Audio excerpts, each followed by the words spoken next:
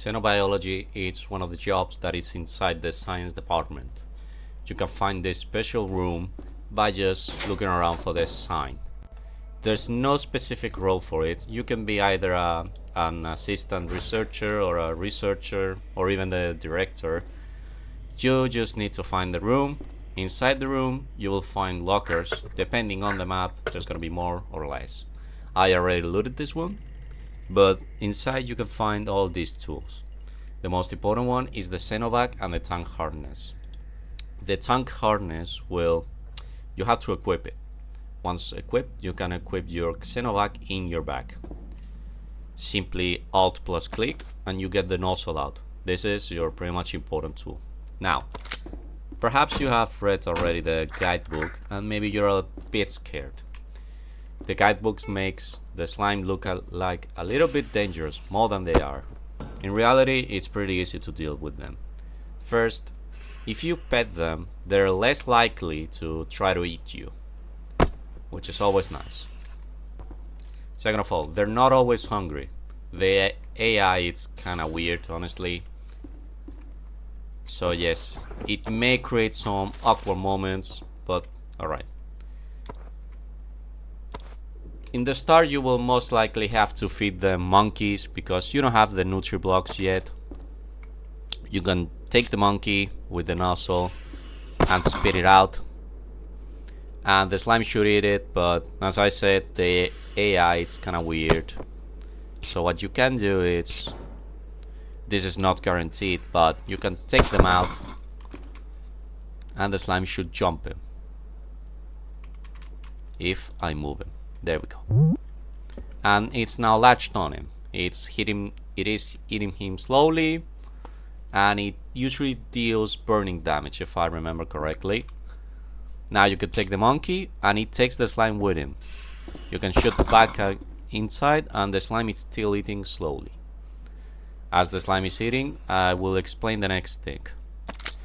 In this room you will have this bounty console. This basically gives you orders. It asks for certain slime extract. To get said extract, it's with this machine. There's the slime grinder, right? Now, let's say that we are fine with the slime population. I mean, we are.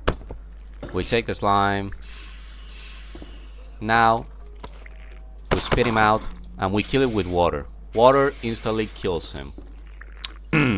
Anyways, after killing the gray slime, or any kind of slime, you drag him onto the machine, and the grinder does its thing, and we got the slime extract. In this case, it's gray. You can pick it up, you go here, you click fulfill, and you have contributed some research point. Okay, on this map we get research points passively. We ignore it, let's act like we don't. And once the slime is already well fed, you will see it twitching.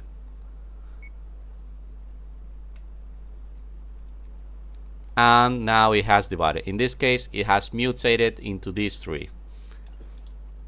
Your next important tool is this, the slime scanner.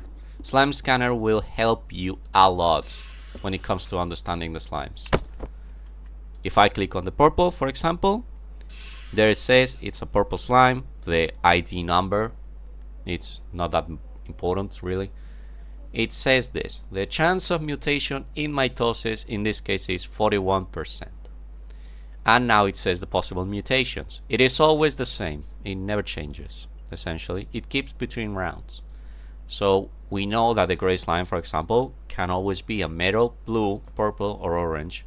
Or in the case it fails to mutate, its offspring is gonna be gray. Now there's another stat that is important, which is the yield. As you saw before, the slime that I killed has gave me 2. This one will do the same if I kill him right now. There's ways to mess around with these 2 stats. I'm gonna explain them later. But now that we pretty much know how this and this works, now it comes the most chaotic part. Now, you don't start with these, by the way. You have to find them. Either ask a department or whatever. These slime extracts will react with water, blood, and plasma. They only have one use. Once they do the reaction, this disappears. The extract is gone. So you will have to think twice. Either you want to contribute to research or do you want the effects. Now, the effects are fixed. What I try to say is they're always the same. And they never change. There's no randomness. Now, the most important one to me to know is you grab blood. It doesn't matter if it's 5 or 1. You can use droppers as well. In this case, I'm using syringes. Doesn't matter. If I inject blood into the gray one, we get this item, the Nutri-Slime. These blocks are food to the slimes. As you can see, they're eating, or kinda. It's kinda a problem of the map. In this case, it's Oasis. I think they fixed on most maps. I don't know. It's kinda weird. Whatever. Doesn't matter. Oh yes, the monkey's dying. You can pick it back up again with the Xenovac and throw him here. Usually you have this, the biomass reclaimer, so you can throw him here when he's dead. Once he's dead, you throw the monkey in there.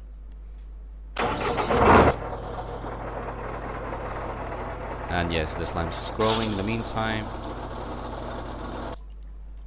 There's a drain, so there's not a lot of blood. And there you go, you got biomass. It's not that important, but so yes, with the blood you make those blocks that are food for the slimes. That's pretty important. And yeah, every slime has 3 different reactions. One with blood, one with water, and one with plasma. It's pretty obvious. I'm not going to show all of them because there's just too many. But I'm gonna explain to you the different possibilities that can happen, so you're always prepared. When it comes to the effects, there's different categories, or well, I pretty much categorize them to make it easier. They can either create materials, they can create reagents, or they can do nothing, or even other stuff that I cannot categorize easily. In this case, for example, if I take the dark purple slime and I take some water, I inject the water on it, I created plastic. Something to keep in mind is I can easily just something to keep in mind is that the reactions that create items, you can do them in the inventory so they stay on the inventory instead of on the floor, so it's more easier to manage it. The next up we have the reagent creation, which is basically it makes chemicals. Yeah, it makes chemicals basically. Reagents are chemicals in this game. If I inject the blue slime, for example, with blood, you can see it didn't disappear, and it's because it contains a reagent. In this case it keeps, so I can just go here and it counts for this. I can fulfill it. Now, in this case the blue slime has made a pretty important chemical, which you can see it here. The slime stabilizer. That stabilizer, essentially what it does, it's simply you take a syringe, you, for example, let's say this gray one, we can say that it has 32%, not draw, sorry, inject. I start injecting it, takes a bit of while. And now there's less chance of mutation, so I can have more gray slimes.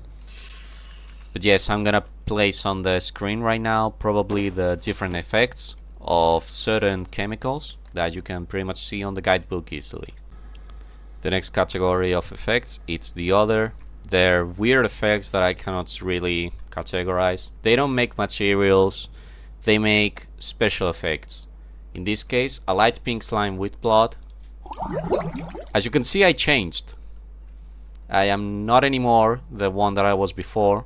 I am suddenly this other person. So yes, it changed my identity completely. But you can see here in my ID, I'm supposed to be 80 Poits Trivalis, but I am technically Trogo. Oh my god, what a name. Whatever, you get it. And the last category is the nothing. You can guess what's gonna happen. Absolutely nothing.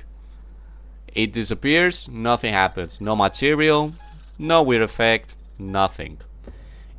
I will leave it up to you to discover the different effects because it's more fun that way, really. There's no deadly one. I mean, directly deadly, no.